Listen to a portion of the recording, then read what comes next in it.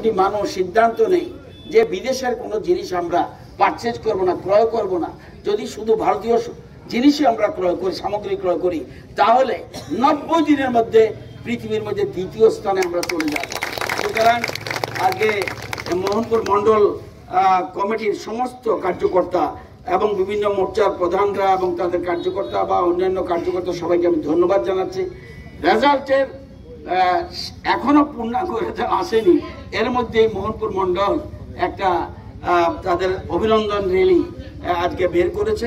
সেই জন্য রাজ্য সরকারের পক্ষ থেকে এবং ভারতীয় জনতা পার্টির পক্ষ থেকে সকল কার্যকর্তাদের আমি অনেক অনেক ধন্যবাদ জানাই। সবাইকে বলবো আগামী দিনে আরও এগিয়ে যাওয়ার জন্য।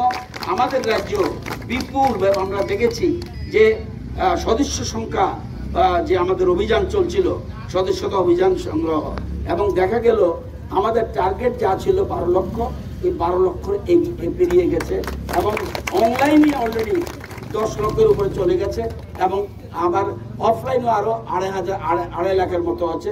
সুতরাং সব দিক দিয়ে ভারতীয় জনতা পার্টি, কি জনজাতি এলাকায় কি সমতল এলাকায়, সব জায়গায় ভারতীয় জনতা পার্টি এগিয়ে রয়েছে এবং বারবার প্রমাণ মোদি হ্যায় তো মনমোহন হ্যায়।